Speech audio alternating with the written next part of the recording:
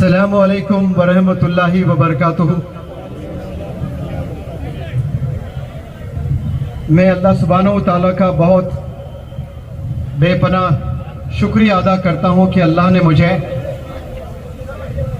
यहाँ आपके सामने खड़े होकर कुछ देर कुछ बातें रखने का मौका अल्लाह ने दिया है।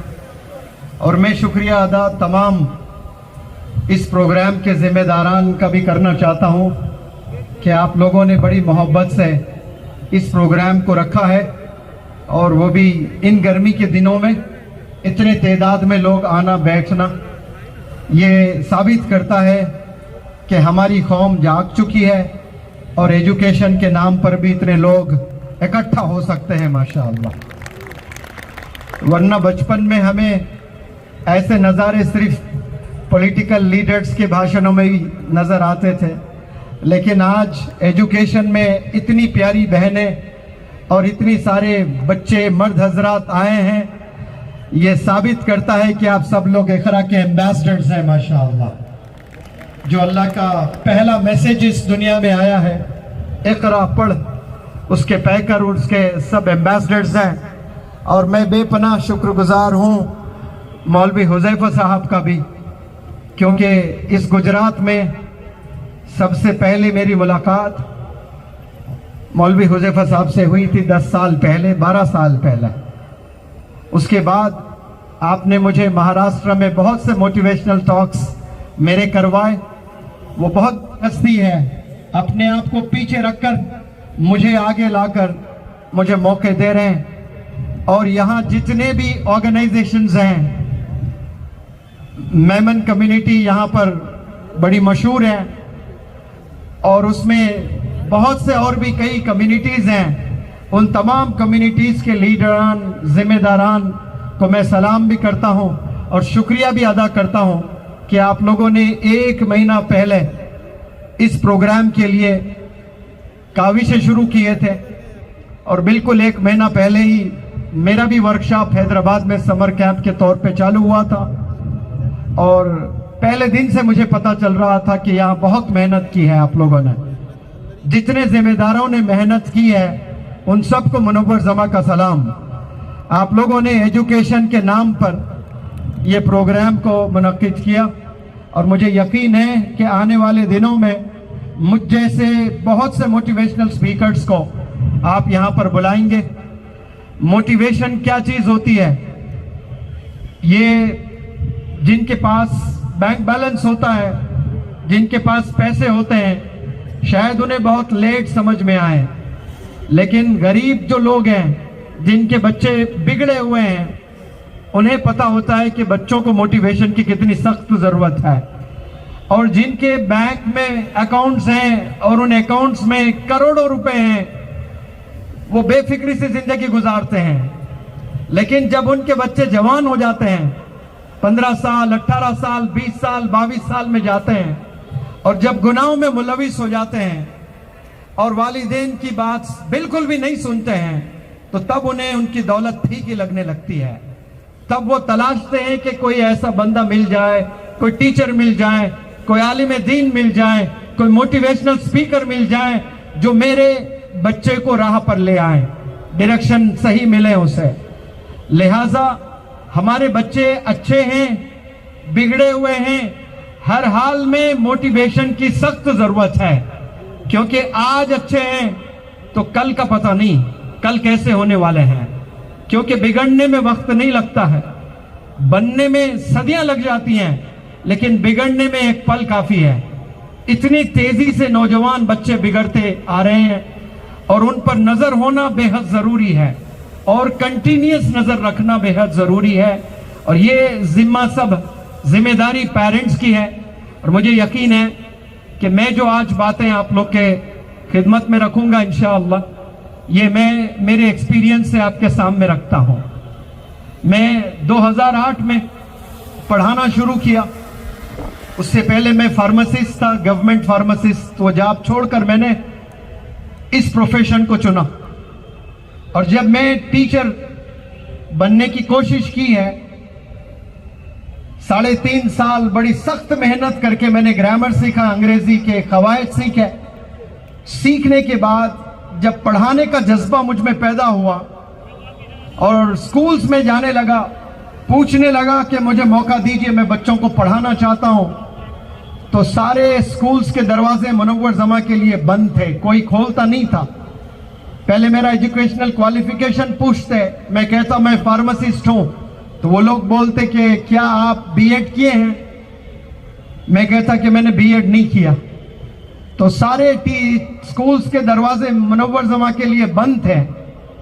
तो फिर मैंने हिम्मत नहीं हारी है, मैं हैदराबाद शहर छोड़कर गांव जाने लगा, छोटे छोटे विलेजेस जाने लगा और स्लम्स जाने लगा, और स्लम्स में मैंने पढ़ाना शुरू किया। और आज 2023 में वो जो जितने स्कूल्स दरवाजे मुनव्वर जमा के लिए बंद किए थे, वो लोग 5-5 मिनट के लिए तरसते हैं कि आप 5 मिनट के लिए सही हमारे स्कूल आए। तो मैं यहां शेखी बगाड़ने के लिए नहीं कह रहा हूं, प्यारे नौजवान बच्चों, आपके दिलों में, सीनों में ख्वाब है, और जब मुश्किलात आते हैं अपने करियर को संवारने में, तब आपने हिम्मत नहीं हारना है, आपने कोशिश करना है, जगह बदल कर कोशिश करना है। जिस जगह आपकी दाल नहीं गिर रही है वहां से छोड़कर दूसरी जगह जाएं, लेकिन अपने ड्रीम को ना छोड़ें, अपने मिशन को ना छोड़ें, अपने स्किल्स को डेवलप करें, इससे आपकी पहचान होगी। अभी इंस्पेक्टर साहब अतुल सोनारा साहब ने मुझे चैलेंज दिया है, और आप लोग को भी चैलेंज, और वो जो बच्चे मलविस है ड्रग्स में, उनको तो अल्लाह की और भगवान की कसम खाकर वार्निंग भी दी है कि मैं बख्शूंगा नहीं, मैं छोड़ूंगा नहीं। ये कितना दर्द लेकर आपने कहा होगा। ये वही पेरेंट्स को पता है जिनके बच्चे ड्रग्स में इन्वॉल्व हैं। अदरवाइज हम लोग बहुत खुशी से जिंदगी गुजार रहे हैं, लेकिन कब बच्चा ट्रैक छोड़ देगा, डिविएट हो जाएगा, हमें पता नहीं है।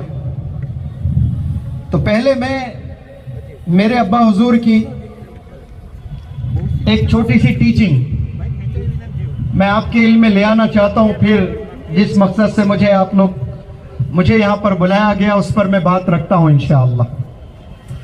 यूजुअली 10वीं जमात के बाद, 12वीं जमात के बाद स्कूल से कॉलेज में एडमिशन होता ना नौजवान बच्चों का, बच्चियों का, वहां 90% बिगड़ जाते हैं, क्रीम सिर्फ 10% रह जाता है।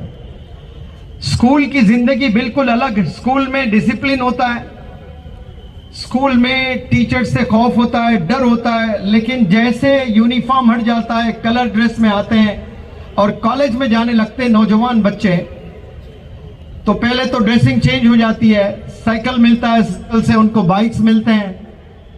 अब वहां कितने गुनाहों में वो लोग मुलविस होते हैं। हम लोग जब कॉलेज में थे तो 12th के बाद ग्रेजुएशन में जो बच्चे होते ना, वहां से बिगड़ना चालू होता था। लेकिन मैंने 3 लाख बच्चों को पढ़ाया है, 22 स्टेट्स में मैंने वर्कशॉप्स किए हैं, पूरे हिंदुस्तान के 22 स्टेट्स में। और एक दिन जैसे आज सूरत आया ना, ऐसा लेक्चर की बात नहीं कर रहा हूं मैं, 40-40 दिन जाकर आसाम में, जोधपुर में, यानी राजस्थान में, उत्तर प्रदेश में, मध्य प्रदेश में, हरियाणा में, कर्नाटका में, 22 ऐसे स्टेट्स में जाकर मैंने वर्कशॉप्स किए हैं।